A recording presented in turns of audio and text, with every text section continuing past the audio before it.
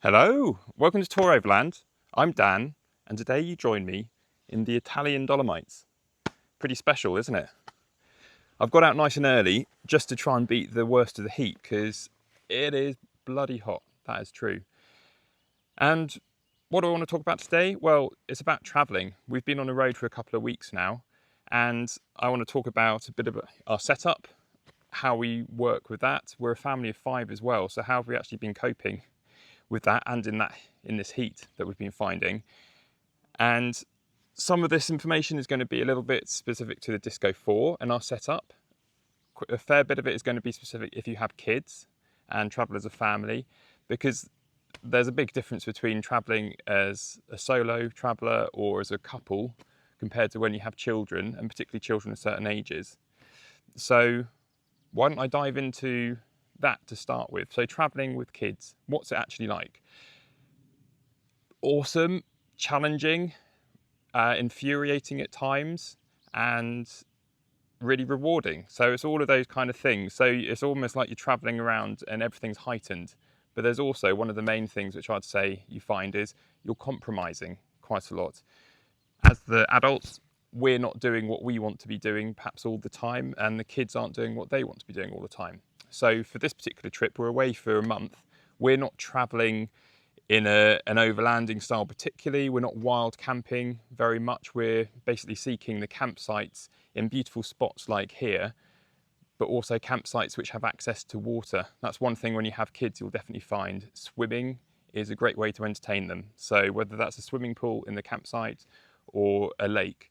So on our trip so far, we're in the Italian Dolomites as I speak, but we've travelled through the east side of France. We've gone through, we went through the Mont Blanc tunnel, and then we've come across the northern parts of Italy to where we are today. One of those highlights I've had so far was we camped just beside Lake Annecy. That was really special. I remember getting up really early there. The sun was rising over the mountains.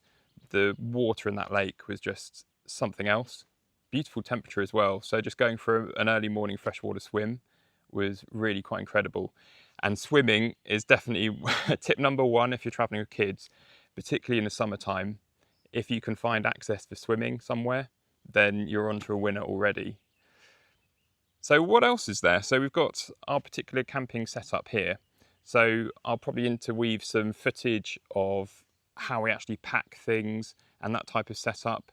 So our approach to traveling and things like that is to try and keep it simple. So this is actually the first trip where we're not all up in the iCamper rooftop tent this time. So I'm actually sleeping in here, where I sort of move down a couple of seats. It means shifting things around, but also the way that we're packing everything up, we're keeping very modular. So I'm using those wolf boxes generally on the side that I'm sleeping, which stack up. They're nice and solid and robust. I can take those out, put them either outside if the weather is okay for the night, or I can stack them up on the seats which I'm not going to be using. Works pretty well. It's a bit irritating having to move things constantly around as you're going, but I can't really see a way to get around that. I've also got a caveat that we do want to be able to use all of the rear seats at one given time, so we do not want a permanent install. It has flagged up one thing or one area of our setup which I think it definitely is lacking, certainly this time round, and is cooking. So we are using boxes, and the cooking stuff goes on the side that I'm not sleeping, so in theory it can permanently be there, but the fact that we've got it in boxes stacks to a point. But when you go, oh, I just want that little thing, and it's buried in the bottom corner of the bottom box, everything else is stacked on top, you've got to take everything out, that gets a little bit tiresome. So something I'm very strongly considering, and a little project for when I get back home, is I would like to build some kind of unit which I can fit in that side, which I'd be able to take out and put back in. It would be a sliding drawer cooking setup. There's also the question of, do we move away from gas? So at the moment we are using these big camping gas bottles, which are perfectly fine. We've got a nice 2-burner ring. That works well, but there is something which is tempting me into going to fully electric. So we go for an induction hob, or sort of 2 rings for an induction hob, and then a beefier battery. So in terms of our battery pack, we use a Jackery one, and we use just the entry level one. We got this a few years ago, so I think it's a 200 watt one.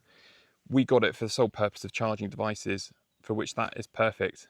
But if we did want to use an induction hob, we would need to get a bigger one because it's just drawing too much power, so our battery pack wouldn't be able to cope. So that's something for me to look into, and a little project I think from when I get back home. It also would help facilitate healthier eating. So that's a real challenge, and particularly coming back to having kids. So all they really want are ice creams and treats, which is fair enough. We're traveling, we're on a holiday. But also it's not the healthiest, particularly when you're away for more than a week. So we're away for 4 weeks period. We don't want to be eating just that kind of stuff all the time. We're not going to feel very good for it. We're going to come back a fair bit heavier and not as healthy. So the fact that our cooking setup is less optimal, it's meaning that we're not perhaps cooking as much as we probably want to be and should be. So we've been eating out a lot. Again, we're on a holiday, so this is part of that, and it's great fun. And I don't want to, do us down on that part. But also, it would be great if we could just cook up something a lot easier. We just park up, you just pull out the drawer, you've got the cooking stuff right there, off you go. That would be something worth doing. And again, yeah, just expanding on that, on diet and things like that. So how do you eat when you go away?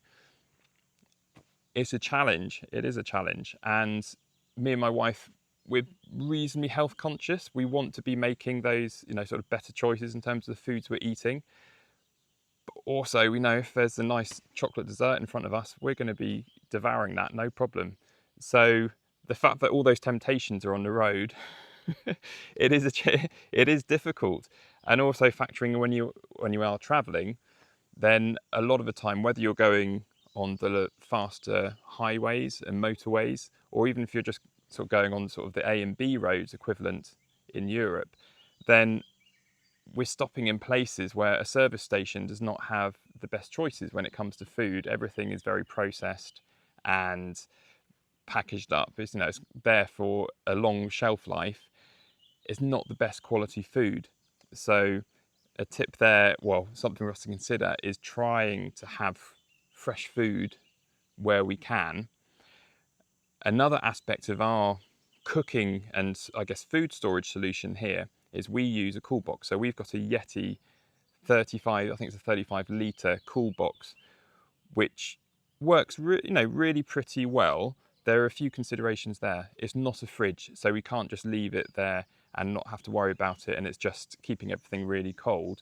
We are every few days having to find a way to put some more cold back in there. So whether that's buying ice from a supermarket and putting it in, or we have got a load of these sort of cooler packs which we can put in a freezer. And again, a lot of the campsites we go to, there is a means to go to a freezer, put those in over the night, and that works pretty well.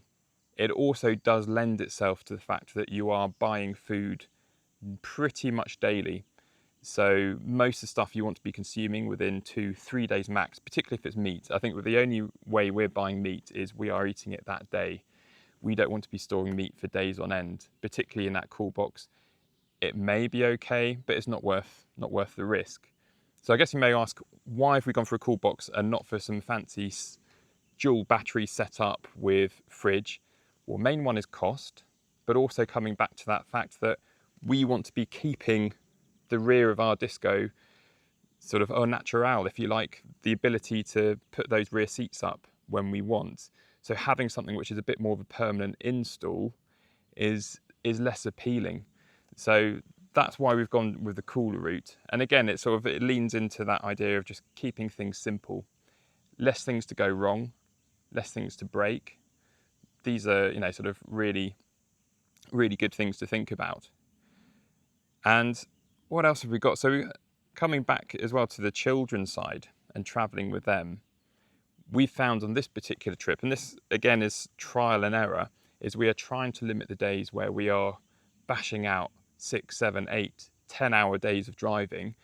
Sometimes that's a must when you've got a big distance to travel in a short space of time, but we've deliberately staggered this where we're doing 2 or 3 hours of driving in a day, tops where we can. And that's okay. We try and keep it so that main portion of the driving is in the morning, and then maybe a little bit in the afternoon. But we're usually finding come the afternoon, we want to find where we're camping, or maybe we're sightseeing, we're going somewhere. And again, this particular summer, we're traveling in sort of June, July time. It is hot. It is very hot. I know at this time, as I'm recording, there's been a bit of a heat wave in the UK as well. But here it's even hotter. It's even hotter. And particularly at night, that's been a real challenge, trying to sleep at night. How have we found our sleeping setup on this particular trip? Pretty good. So as I touched on at the beginning of the video, this is the first time that we've been traveling as a family where we're not all in the rooftop tent. So before that, the last few years, we've all crammed in there. It's been okay. It's, again, a compromise. You've got a 2 by 2 meter space. So it's sort of a super king size bed, which is nice and spacious, particularly if it's just a couple of you. But when you put in 3 little growing kids, it quickly shrinks down. So for this particular trip, I've created a means for me to sleep in the back here, and I've basically split the rear quarter using some dog guards that we have. So effectively I've got a 60-40 split, and it's the 60 side which I'm sleeping in. So it's on that side, whatever we've got stored in the boot, I'll be taking out, and again I'll be sort of putting that in the front seats or the front of the vehicle. And then I've got a blow up camping mattress which I put in, sleeping bag, and off I go. Generally pretty good. The comfort level is okay. I've got enough space. It's not too claustrophobic. We've also got the windows tinted on our Discovery as well, so that's helping in terms of it's not blackout, but it's sort of just dulling down the sort of morning sun. Is also keeping the heat out a little bit, but heat has been a challenge, and it's been a challenge in the tent as well. I think unless you bring some kind of cooling system, which again, yeah, I'd be reluctant to get that unless you were really spending a huge amount of time in these type of conditions. So that has been a challenge, because the nights here, the last few evenings, have been mid-20s at sort of 3-4 a.m. So not very typical for the UK climate, and just a bit too much. And you may go, well, have windows open and things like that. Yes, I have a bit, but then you're getting eaten alive by mozzies and things like that. So yeah, it's a challenge. I think one of the things that we would personally do next time round is we'd be looking to travel at a different time of the year. So we've gone for June and July for particular family reasons, but also I think next time round we'd maybe look at May, so before the main summer season kicks in, but still really quite hot, I'd expect, particularly in these parts of Europe, or a bit later when you're going into sort of the back end of September and into October.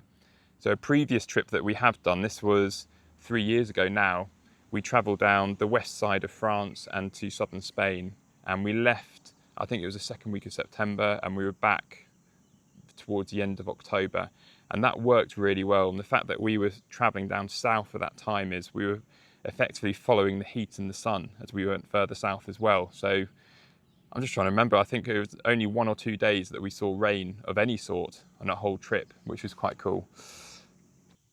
Thinking of the Discovery 4 and this vehicle, for me this has been such an amazing vehicle to travel around in as a family, particularly in this type of heat. One thing it has over a classic Defender, and that's, I think, is the comfort. So the fact that all 5 of us can go in here and we're cruising down, whether we want to take the highway is not off the table, because it's got the power and the refinement to go on that, even with everything up on the roof. Or if we want to go on the smaller twisty roads, it's still small enough to cope with, these little tiny mountain passes and things like that, no problem. And yeah, one of those things, a little quirk, this would be for a Disco 4 and also an equivalent era Range Rover Sports and full fat Range Rover, is the fact that when you open the doors, when you're camping, every time you open the door after it's been closed, the ECUs, they kick, or they start up. They sort of wake up because they think, hey, you're about to drive off, which is great if you're about to drive off, but not when you're not. And when you're camping, particularly for an extended period, so more than one night, so multiple days, and we're not using the vehicle, so we're sort of walking from there, one of those things which I found which works really well to prolong the battery from saying, hey, low battery, start your engine, is if you are at camp and you need to open a door, keep the door open and keep at least one door open. So then after sort of a minute or two, those ECUs die back down, they go back to sleep. And then when you open up another door, it doesn't think that you're going to start the car. So that's a little tip, again, specific for these Disco 4s, potentially the 3 as well, I'm not so sure, but also equivalent Range Rovers and Range Rover Sports as well. One thing that I'm particularly interested in, and not just overlanding and travel and that type of thing, is keeping fit. So I enjoy my running and also exercising and resistance training and things like that. When you're on the road, that is a real challenge because you haven't got either your home gym or your local gym to go to. So how do you go about that? Also, your day changes. Each day is different. You're on the road, you're in a different place. You're trying to orientate yourself. So for me, a couple of things that I'm doing on this particular travel and I have before, running is a bit of a mainstay because that's also a very easy one to go. You just need your running shoes. I mean, you can bring your running kit as well if you've got much, but you just, in this heat, just need some shorts and a t-shirt, and a hat is worth having as well. And off you go. I also find that running is a great way to orientate myself in terms of where I am in the surroundings and explore those little nooks and crannies which I perhaps otherwise wouldn't have seen. So for example, where I'm shooting this video, I found this because I went for a run yesterday. I wouldn't have known about this place otherwise, and it's pretty special, as you can see. And what about resistance training and things like that? Well, we're not carrying a big barbell with heavy weights or anything like that. So in terms of what you can carry in a space like this where you have limited space, I've brought a kettlebell. So I can do some more sort of dynamic resistance training with the kettlebell and sort of more circuit-based training. And I found that that works pretty well. The main challenge is, in a way, getting that motivation to do that because each day is so different. It's trying to find that time. And again, one of those challenges that everyone will know if you do have kids is finding that time, because you've got your kids constantly making demands and wanting things. And obviously it's my job to help them where they can. But also we do want to go out and do our own little thing. So my tips there would be take your running shoes or equivalent. I mean, if you've got space to take a bike, great. We don't. We'd need we'd need to take 5 bikes, and it's just not realistic with our current setup. And also, I just don't think we'd use it enough at the moment. So running and running shoes, and then maybe some kind of kettlebell or equivalent thing is not too big and fairly easy to carry. One of the great things with Disco is it's got all these little nooks and crannies to cram things into, and where we've got our rear seats, behind those, I've put the kettlebell behind that rear seat, but not quite in the boot. You've kind of got this little crevice or sort of cavity in there, which you can put things in, which has been really, really useful. And just thinking with traveling with the kids and how you keep them occupied. So this time as well, we've deliberately not taken any tablets or devices. So our kids do have tablets at home, but we decided this time, no, we don't want to. So we've got lots of pens, crayons, books, those kind of things, just to be a little bit more wholesome fun in the back, but you still do get the inevitable squabbling and things like that, which is a challenge. Those are the aspects of when you're traveling with young children, the less fun side, but then also you're seeing things through their eyes, which is, a real positive as well. I'm just thinking back as well, sort of the first time that me and my wife travelled as a family, so our first child at this time, she was just over 1 year old, and we went to New Zealand for 7 weeks, and that was a really great fun trip. We ended up buying a little Toyota RAV4 in Auckland, and for the next month we travelled down the North and the South Island, down to Queenstown, camping as we went, and that was nice and easy. One thing with travelling with one child, not 3, and also a much younger one, is easier to balance that as the parents. When you've got 3 kids who are all wanting to do 3 different things at the same time, yeah, a little bit of a challenge, I must admit. I'd be interested to know, particularly for those with a family or young kids, how is it when you go travelling? What are you doing? And I'm not just talking about overlanding style. It could just be going for a road trip and camping around. What are those things which you do which help? I thought I'd take you around where I found to shoot this video because it's quite something. You can look at the water, beautifully clear. As we're going up, the sun is just up over that peak there, and just looking around, we're staying just the other side of those buildings over there. This part of the Dolomites, so we're in the quite southern bit really, so we're just coming into the mountains of this part. So we're not particularly high up. I think we're only just a few hundred meters in terms of where we are right now. And because of that, I think it's really luscious. You can see just on the hillsides and mountainsides, just full of vegetation, lots of greenery. We did find yesterday when we were here as well, actually, there was a bit of a thunderstorm, which was quite dramatic because it echoed through the mountains. It was really cool. Anyway, I mean, this is why we travel, isn't it? It's to come to places which you wouldn't have otherwise been. I love looking on a map, whether it's, we're using Google Map on this particular travel, and just seeing where we are and then seeing where we've come from. That always sort of excites me. And it's just really cool to think that we've come all the way down here. And here's the beastie. Look at it in all its splendour. Amazing bit of kit, that. Anyway, thought you might be interested to see where I've been shooting. There's some people out on their canoe. I mean, why not? Beautiful day for it. So you may be asking, how have we been getting on with the Disco 4 in terms of reliability and how it's been driving? So on this particular trip, to be honest, it's been faultless, and touch wood, it sort of continues that way. We've been getting near enough 30 mpg, which I've been really impressed about. And it's just perfect machine for this type of touring, really is. The comfort is something else. And the space and that practicality you get is just unparalleled. I really do think these things are the best bang for buck you can get for this type of vehicle. Really amazing things. Anyway guys, thank you so much for tuning in and watching another video. It means a lot.